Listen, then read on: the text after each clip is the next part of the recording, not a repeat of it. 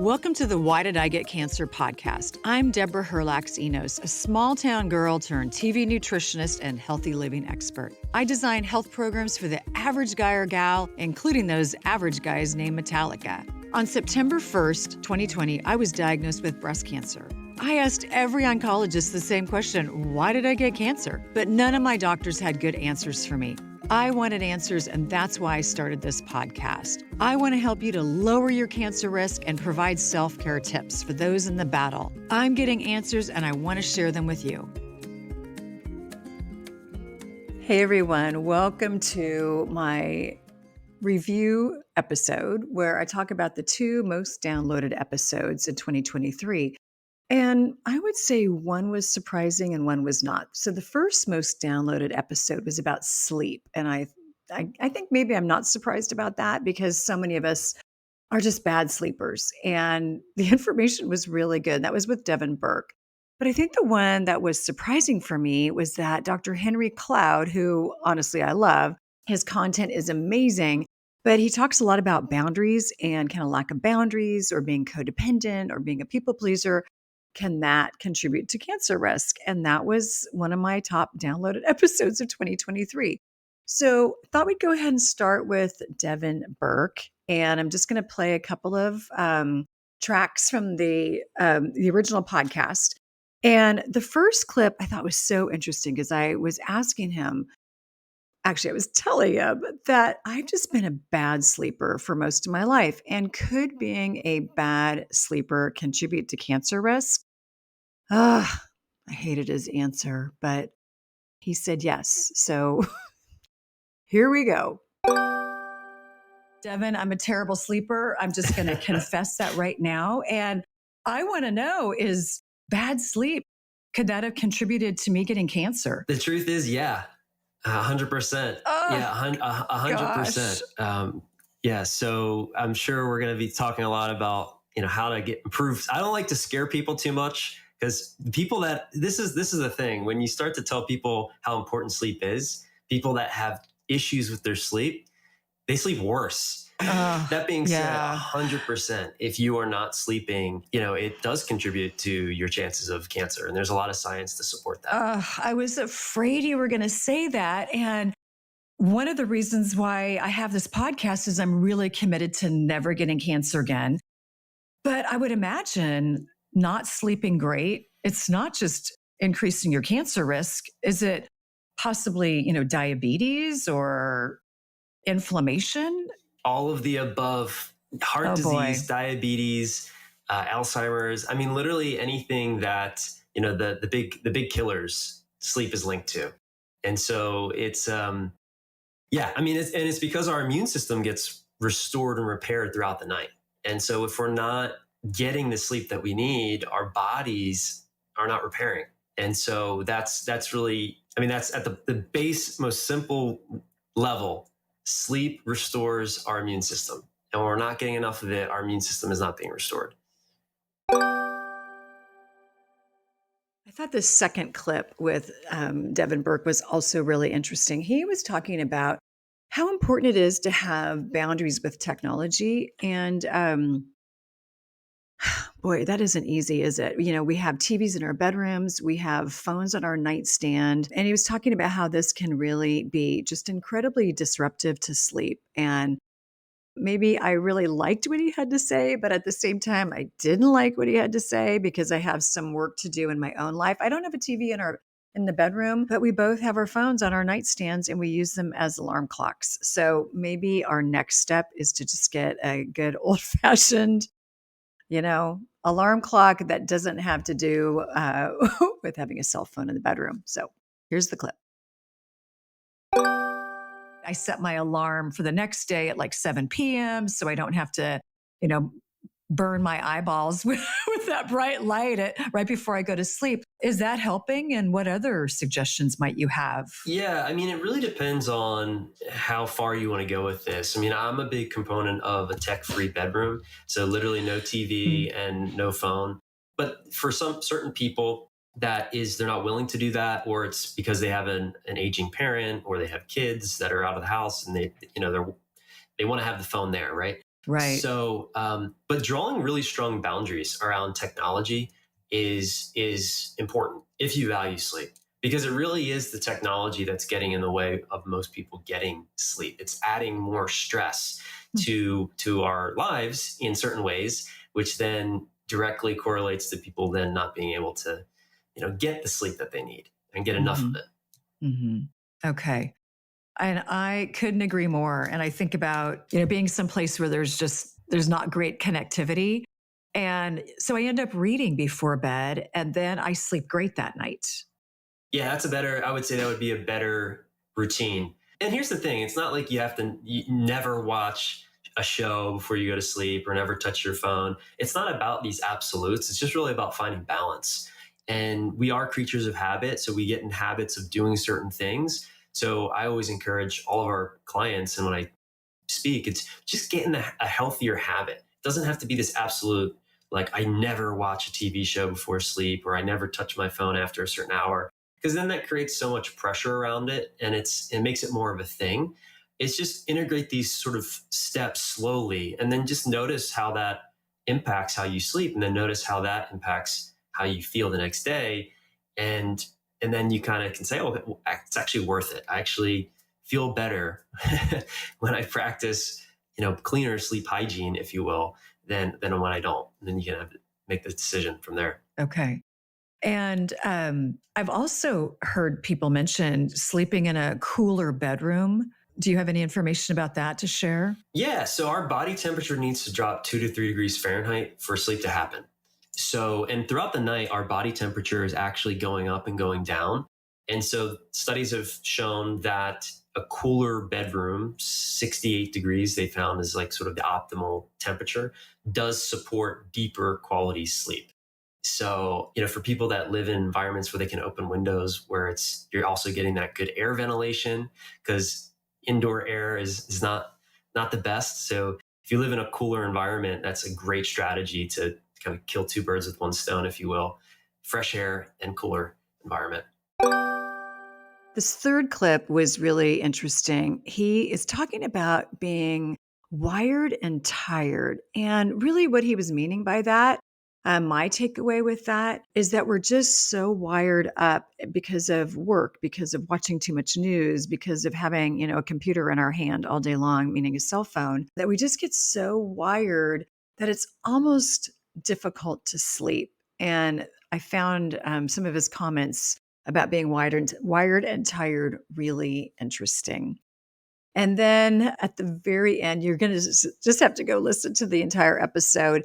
But we talked about what can we do to become a better sleeper. And Devin really likes some of the things that I'm doing, which is I get up, I don't immediately get on my cell phone. I have a glass of water, I go outside, I look toward the sunrise. But there's something that I do that he doesn't like at all. And that's I go outside with a cup of coffee. So you're going to have to listen to the whole episode, get more of his tips. I know you'll enjoy it. I've never been able to sleep well. It's not a curse. It's just there's certain things that you need to understand to be able to allow your body to do what it knows how to do. Sleep is the most natural thing in the world. I mean, it's as natural as your heart beating or your lungs breathing or, your nails growing, your hair growing. You don't have to think about sleep. It happens. Huh. I love that because you can get a little paranoid. And, there have been times in the last couple of years where I've actually had a little sleep anxiety. Yes. So that very is common. Okay. Very common, more common than most people realize. And that's the very thing that keeps people up. It becomes this sort of thing, this like pressure, like I need to sleep. And if I don't sleep tomorrow, I'm going to look like crap. I'm going to feel like crap. I'm going to, and then Right. all that stuff, you're thinking about it and it starts to stress you out. And then of course the body follows the mind. Oh, that's So so the body good. is going to respond to that. It's going to release it thinks that you're at threat. And so that's really, that is the root cause of most people's sleep issues. It's right there. And so it's really understanding that and then putting in place, boundaries and different techniques and tools and strategies to sort of break that pattern. Oh, I love that. And that quote, I am going to use that. The body follows the mind. You're right. And that's in everything. But I can really see when I had a lot of sleep anxiety, how easily I could just start churning and burning. I call it churning and burning in bed. Yeah. Yeah. Yeah. It's honestly, it's the number one thing that keeps people awake. It's not always directly connected to sleep, although it absolutely can be, but it's people who are worried about something and their mind is racing, and maybe they're wired and they're tired. So their body feels tired, but they feel wired. And so it's anxiety. It's low level stress. Okay, it's a new year, and every wellness professional that I follow on social media is talking about the importance of protein. I couldn't agree more. I do eat a fair amount of really good, high quality protein, but I also eat a very fair amount of organic, non-GMO plants. So I'm going to give you a couple of pro tips. Here's my pro tip for chicken breasts. Chicken breasts can be very thick and take a very long time to cook. Super high protein and, lots of wonderful things about it, but hard to cook after a long day and you want to try to get dinner on the table in 20 minutes. Here's the tip. Slice the chicken breast in half lengthwise so that it then becomes basically two thinner chicken breasts. So it's basically like a chicken tender. Cook it over medium heat. I use a really good oil like ghee or coconut oil or avocado oil. The coconut oil will give it, kind of a nice, almost like an Asian flavor. Great to add soy sauce or coconut aminos. Probably 3 or 4 minutes each side, depending on how you cook it. And then you've got dinner on the table in 20 minutes. So I love that. Here's my other pro tip is ButcherBox has a great special right now just for my community. And it's only until the 31st. So you got to act quickly. And what it is, $20 off of your first box and free protein for a year. And you get to pick your protein. So your options are chicken breast, like we just talked about, salmon, or ground beef. Here's the other great thing about ButcherBox is you don't have to do it for a year. I talked to my friends at ButcherBox the other day and they said, tell your community, take us on a date. Try us out for a month. If you don't like it, it is super easy to cancel. And if you do like it, you commit. You might commit for a couple months. For me, I kind of do it every other month because I'm traveling quite a bit. So you can commit as long as you like. It's easy to cancel. But honestly, I think you're going to love them as much as I love them. And you've heard me talk about this before. One of the things that I love the most is that they know where the protein comes from because they know the farmers and they know the fishermen. So give them a try. All the info is in the show notes. Use the code ENOS to get this deal and let me know if you have any questions. And please let me know how much you love it, if you love it as much as I do. Okay, here's the other most downloaded episode, and it's Dr. Henry Cloud. The title of it is Can a Lack of Boundaries Contribute to Cancer Risk? And my goodness, according to Dr. Cloud, yes, a lack of boundaries can contribute to all kinds of disease in our bodies. And I used to really struggle with this, and he's been a mentor of mine for probably 25 years. He never knew he was a mentor. I just used to listen to him on the radio every day at lunchtime. So when he agreed to come on the podcast, I got to tell you, I was just over the moon. So this first clip, he talks about, there's a really good chance that my lack of boundaries and some of my other personal behaviors, people pleasing, things like that can contribute to cancer risks. So give it a listen. Is that everything from the immune system to, the amount of stress and the amount of isolation and all of that is certainly a factor in our health.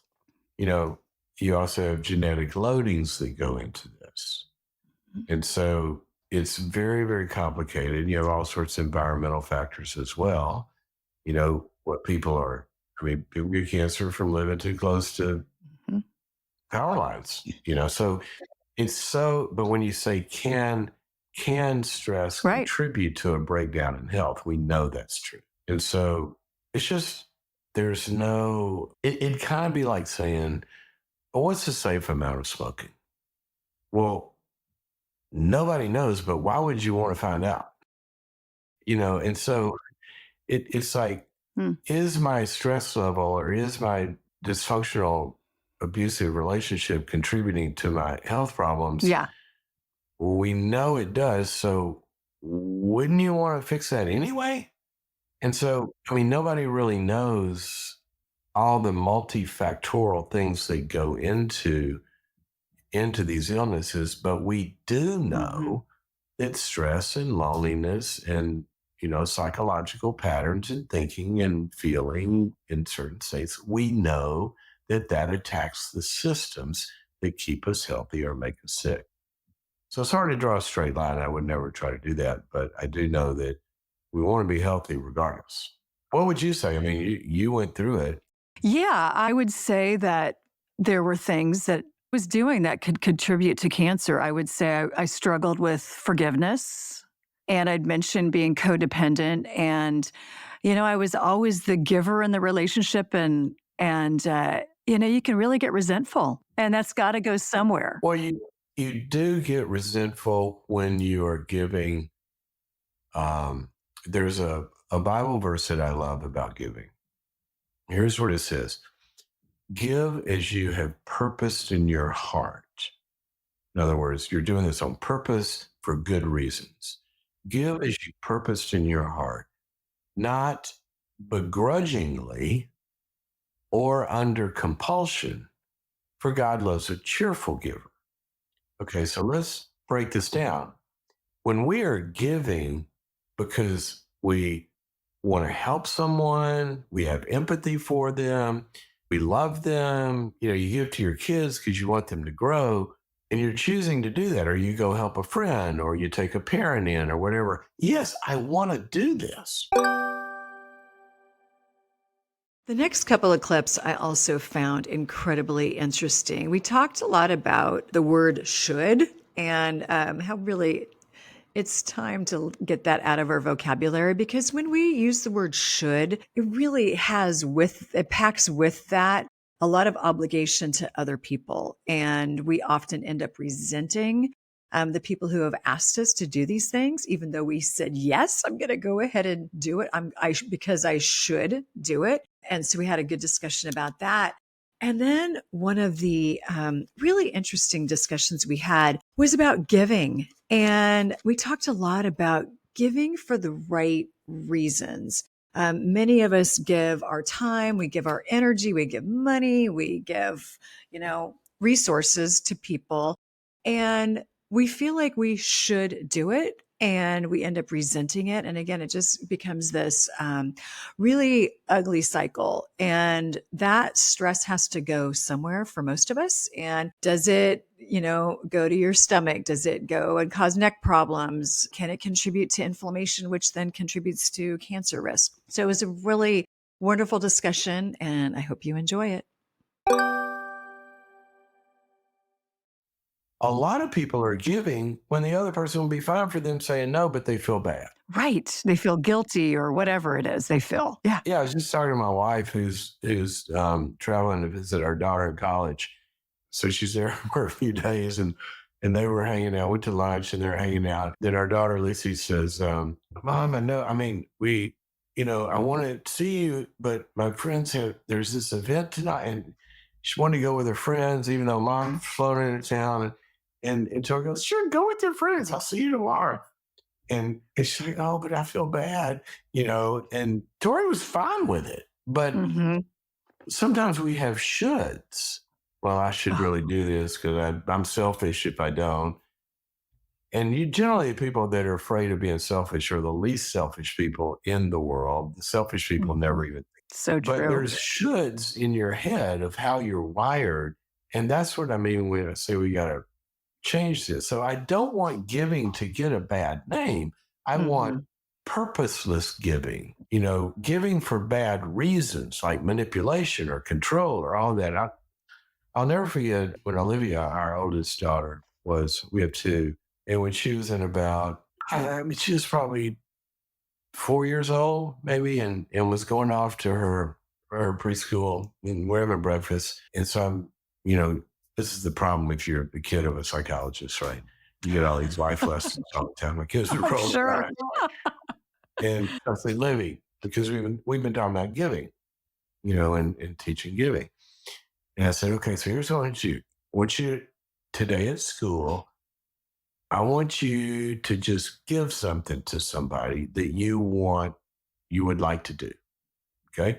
Just share something or give something. She goes, okay. So she goes off school and she comes back. She's 4 years old.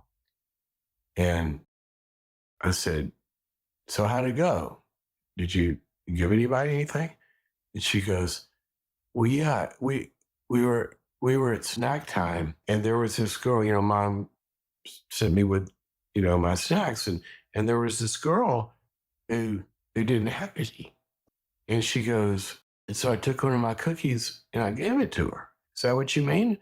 I said, Lovey, that's exactly what I mean. And then she does this. She looks at me and she says, Daddy, what is it? I said, what's what? She said, what is it in here? And she pointed to her little chest. I said, what do you mean, Livy? And she says, when I gave her the cookie, it felt, can't get the words out. She said, it felt really warm inside. What is that? And I'm like, starting to lose it. Well, that was your biochemical system, chicken. I was trying to think of it. But I looked at her and I said, Livy, that was love. That's what giving feels like.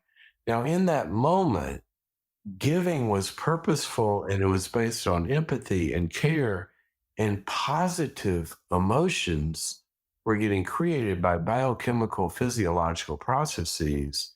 And when she pointed to her body, life was flowing through that kid, right?